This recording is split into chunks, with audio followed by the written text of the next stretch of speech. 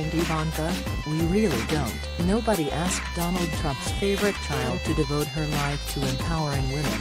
She just knew it had to be done. Nobody elected her to serve in the U.S. government, but she took a senior role in her father's administration anyway, and not content with simply empowering the women of the U.S. The patron saint of nepotists, hypocrites and grifters has altruistically taken her talents on tour. On Sunday, the first daughter and presidential advisor set off on a 4-day trip to Ethiopia and Ivory Coast to promote the U.S. government's Women's Global Development and Prosperity Initiative, WGDP, which aims to benefit 50 million women in developing countries by 2025. The program was launched with a $50 million, £38 million, fund, which is less than the cost of the president's trips to Mar-a-Lago, by one estimate.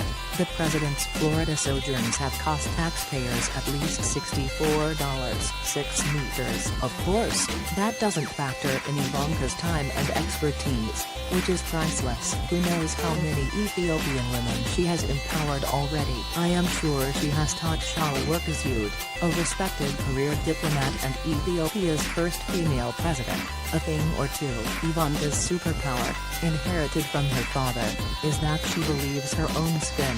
She seems genuinely to see herself as a champion of women, despite the fact that she has remained silent as her father has systematically attacked women's rights. The WGDP was announced 2 days after Trump's State of the Union address, in which he pandered to his base by pushing inflammatory lies about abortion. Ivanka had nothing to say about that. Indeed, Ivanka has had little to say about abortion in general. When asked in 2016 to give her views on the subject, she would say only, "I don't talk about my politics. Actions speak louder than words." However, last year, Ivanka campaigned for Kim Reynolds, the governor of Iowa, who signed one of the strictest abortion bans in the U.S. You can't separate women's economic empowerment from women's reproductive rights. But the Trump administration is doing just that. It has expanded a federal directive known as the Global Gag Rule, meaning that NGOs that perform or promote abortions anywhere are refused all U.S. government health funding,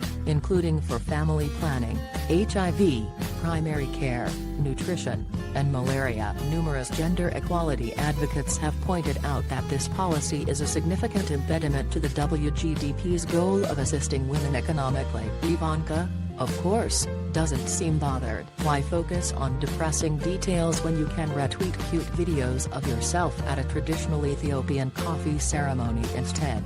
Having empowered and inspired Ethiopians, Ivanka is off to Ivory Coast. On Wednesday, she will attend a summit for female entrepreneurs with World Bank officials. Then it is back to the U.S., where she will no doubt remain silent as her father continues to vilify immigrants, separate migrant mothers from their children, advance an anti-abortion agenda and incite violence against one of the first Muslim congresswomen.